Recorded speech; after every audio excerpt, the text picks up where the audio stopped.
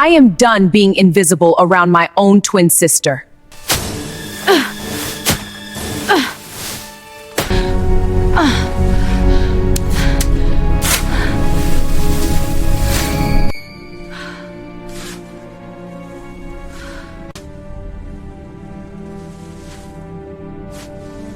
Let me take you back to how it all began. But before we get into it, make sure you subscribe to the channel. It really encourages us to bring you more stories like this. In the quiet village of Asokoro, where the morning sun stretched lazily across red earth paths and the evenings carried whispers of old stories, a rare blessing was born into the Okeke family, identical twin girls. They named them Cynthia and Linda.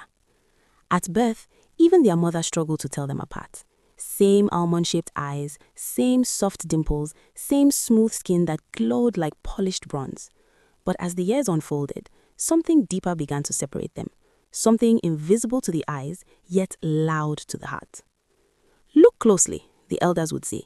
Beauty is not just in the face. Linda carried a calm light about her. She spoke gently, smiled easily, and had a way of making people feel seen.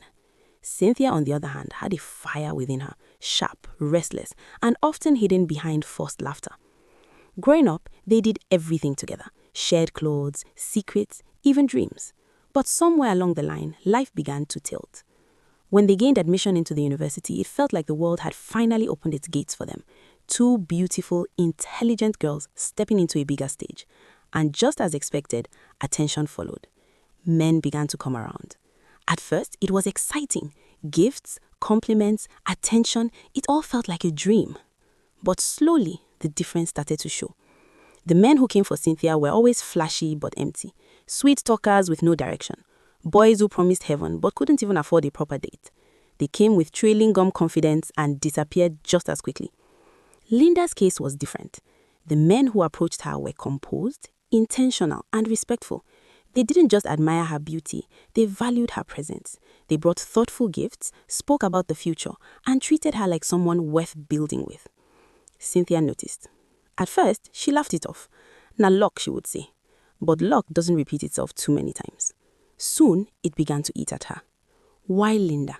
Why always Linda? What was she doing differently? Wasn't she just as beautiful, just as intelligent? Or was there something else, something she couldn't see? The questions turned into silent bitterness. Then came Daniel. He was everything Cynthia had secretly wished for. Calm, responsible, successful, and deeply respectful.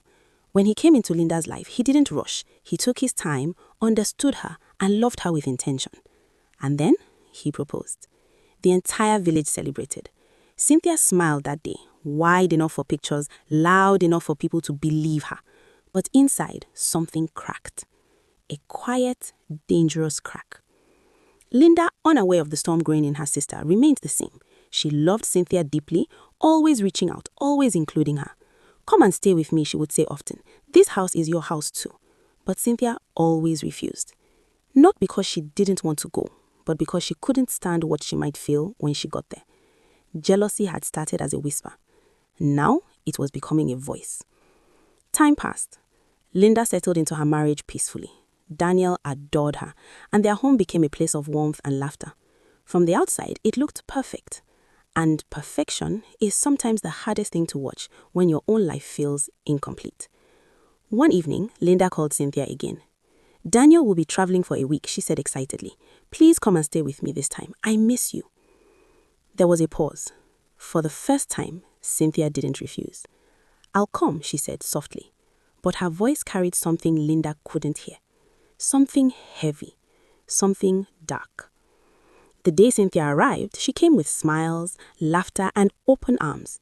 She hugged her sister tightly, complimented her home, admired everything. She played her role perfectly. Too perfectly. Linda was happy. Finally, her sister was close again. But while Linda saw love, Cynthia was observing. Every corner of the house, every room, every movement, every routine. She laughed during meals, helped around the house, even shared childhood memories like nothing had changed. But inside her mind, something else was forming. A plan. Slow, quiet, dangerous. And by the 5th day, The fifth day didn't begin with violence. It began the night before.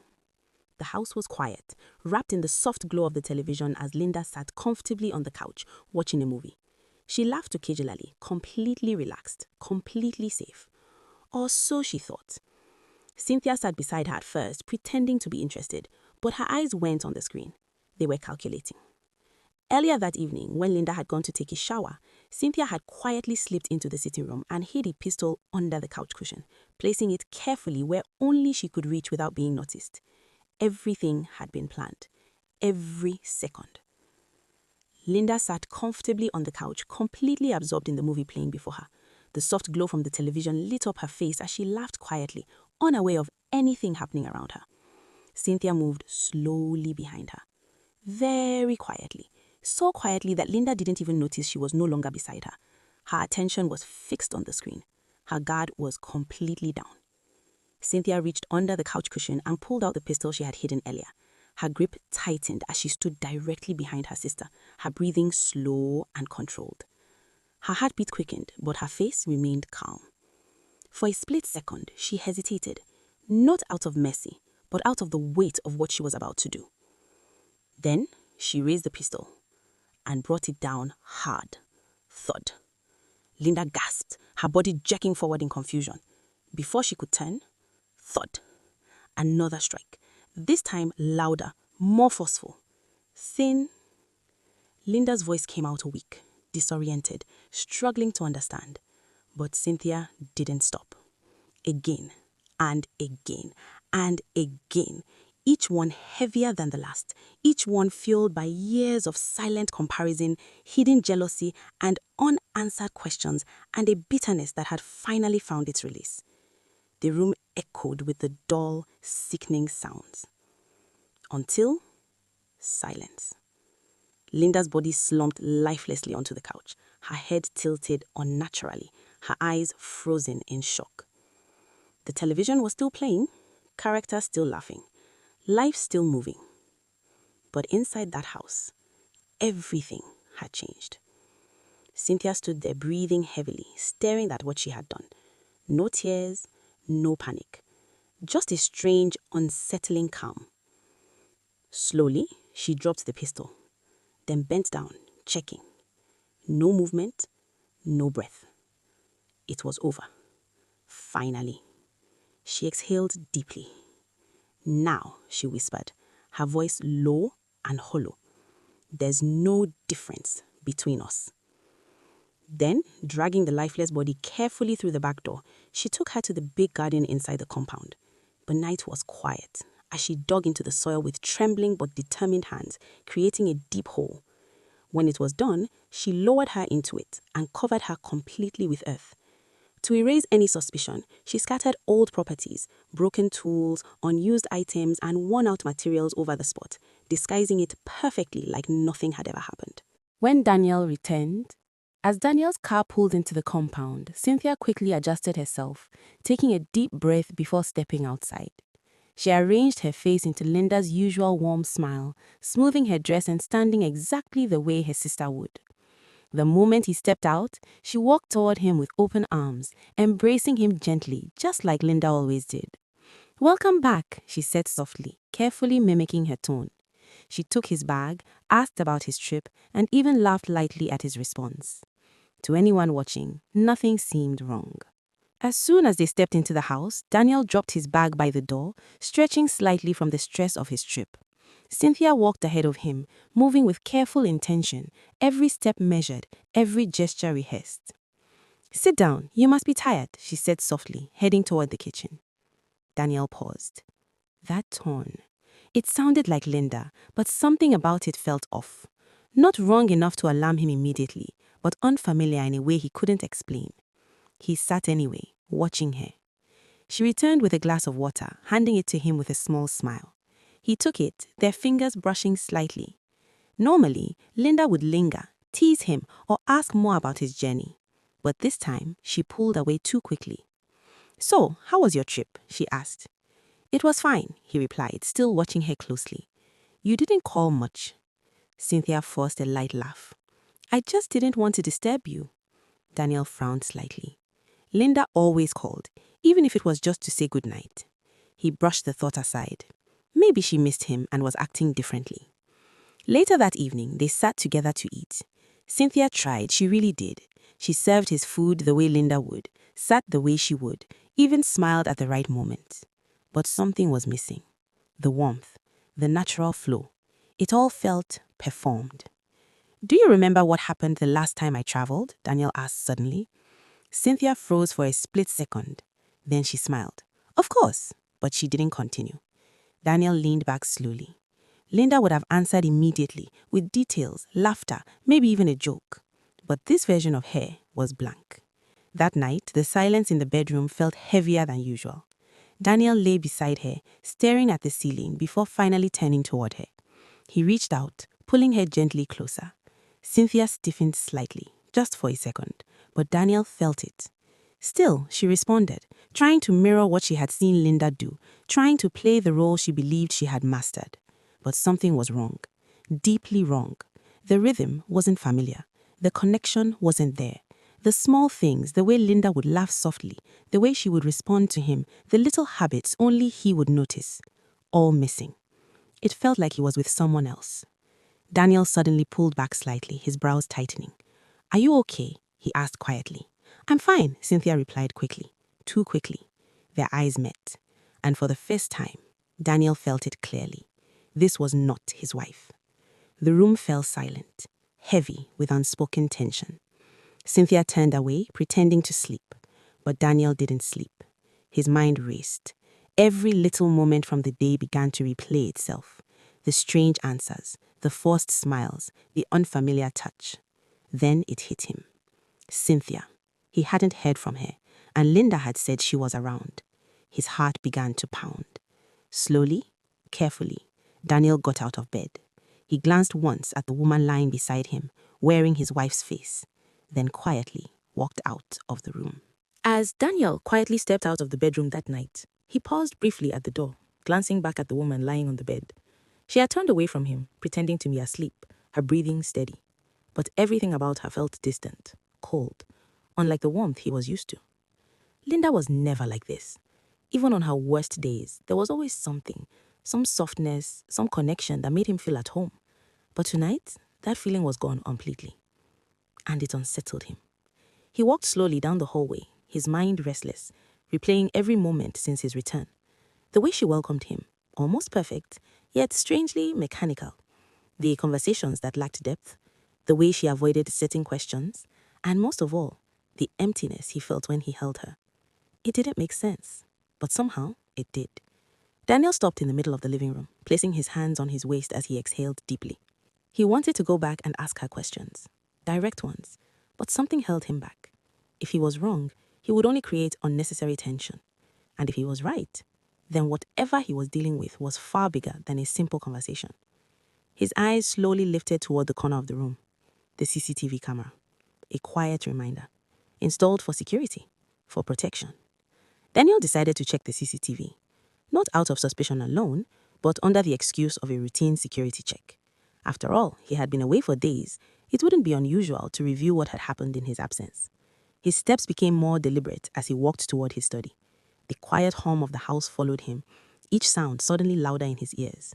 When he got to the door, he hesitated, just for a second. He opened the door and walked in, shutting it gently behind him. The room was dimly lit, the monitor sitting silently on the desk, waiting. Daniel moved closer and sat down slowly, his fingers hovering over the system controls. His heart began to beat faster, not from fear alone, but from the weight of uncertainty pressing heavily against his chest. He took a deep breath, then powered it on. The screen flickered to life. Camera angles appeared one by one. The compound, the living room, the garden. His eyes fixed on the screen as he began to scroll back to the days he was away. At first, everything looked normal. Outside, Cynthia moved around the house with unsettling calm, humming softly, arranging things, playing the role she believed she had perfected. Daniel, on the hand, rewound to the day he had left for his trip, then began to fast forward. Everything looked normal at first. Cynthia arriving, the sisters laughing, moving around the house, cooking, talking. Nothing unusual, nothing suspicious. Then he skipped to the night before the fifth day. The living room camera. There they were. Linda on the couch, relaxed, smiling, watching television. Cynthia sitting beside her. Daniel leaned closer. Something about the way Cynthia was sitting, it wasn't right. Too stiff, too alert. Then he saw it. Earlier footage, Cynthia alone in the living room. She bent slightly, lifted the cushion, and slid something underneath. Daniel's breath caught. His heart began to pound harder. He switched back to the later footage. Time moved forward. Linda still watching, still unaware. Then, Cynthia stood up slowly, walked behind her, and in one horrific moment, she reached under the couch, pulled out the pistol, and brought it down. Once, twice, again, and again. Daniel staggered backward, hitting the edge of the table. "No," he whispered, shaking his head. But the footage didn't stop. It continued mercilessly, showing everything. Linda's lifeless body, Cynthia standing over her, the cold stillness, then the dragging, the garden, the digging, the burial, the covering. Every second of it, raw, unforgiving, undeniable. Daniel sank into the chair, his hands trembling. Tears filled his eyes, but they didn't fall immediately, as if even his grief was too shocked to move. "My Linda," he breathed. The woman in his house was not his wife. She was her killer, and she had been sleeping beside him, talking to him, touching him, wearing her face. A sudden surge of anger rushed through him, hot, sharp, uncontrollable. But beneath the anger was something deeper, fear. Because this wasn't just betrayal. This was something far more dangerous. Daniel wiped his face slowly, then stood up. His expression changed. The grief didn't disappear, but it hardened into something else, resolute. He walked out of the study. Cynthia turned immediately, smiling as she saw him. "You are done working?" she asked softly. Daniel looked at her, really looked at her. Same face, same voice, but now he could see it, the emptiness behind the eyes, the absence of warmth. "You must be tired," she continued, stepping closer. "Let me make you something." "Cynthia." The name dropped into the room like a stone. Everything froze. Her smile flickered, just for a second, but Daniel saw it. "I don't know what you are talking about," she quickly said, forcing a laugh. "It's me, Linda." Cynthia never thought of the CCTVs. Daniel took a step closer, his gaze steady, unshaken. "I saw everything." Silence, heavy, crushing. The air between them shifted instantly. No more pretending, no more acting. Cynthia's expression slowly changed. The softness disappeared, replaced by something cold, something exposed. For a few seconds, neither of them spoke. Then, she smiled. But this time, it wasn't Linda's smile. It was hers. Daniel's jaw tightened. "Where is she?" he asked, just when he already knew. Cynthia tilted her head slightly, almost amused. "You saw it, didn't you? In the garden." The words hit him like a physical blow. Daniel clenched his fists, struggling to contain himself. "You killed your own sister." Cynthia's eyes didn't flinch. "She had everything," she simply said. "Everything that should have been mine." "That was your sister." Daniel's words cracked with anger. "And I am her," Cynthia snapped suddenly, her voice rising for the first time. "Look at me. I can be her. I am her. You didn't even know the difference." The words echoed painfully, because part of it was true. Daniel closed his eyes briefly, then opened them again. Clear, firm, final. "No," he said quietly. "You can wear her face, but you will never be her." For the first time, something broke in Cynthia's expression. Not regret, but frustration, rage. With trembling hands, Daniel reached for his phone, his heart pounding heavily in his chest. He dialed the police, his voice low but urgent as he reported everything he had just seen. Every word felt unreal, yet necessary. He knew there was no turning back. This nightmare must end immediately. Sirens pierced the air suddenly from a distance, faint at first, then growing louder. Cynthia turned sharply toward the door, then back at Daniel. "You called the police?" she asked, her voice low. Daniel didn't respond. He didn't need to. The truth was already in the room. Cynthia laughed softly, a hollow, chilling sound. "So this is how it ends," she murmured. Within minutes, the compound was surrounded. Police officers stormed in. Cynthia didn't run, didn't fight. She simply stood there, watching Daniel. as if trying to understand the one thing she couldn't control, how he knew, how she failed. As they handcuffed her, she spoke one last time, quietly, almost to herself. If she didn't have everything, I wouldn't have taken anything. Daniel said nothing, because there was nothing left to say. Days later, the garden was dug up. Linda's body was recovered. The village of Asokoro fell into shock. 2 identical faces, one buried, one in chains, but only one had truly lived. Moral lesson: jealousy is a silent destroyer. It doesn't just take from others, it consumes the one who carries it. What Cynthia couldn't appreciate, she tried to possess, and in doing so, she lost everything, including herself.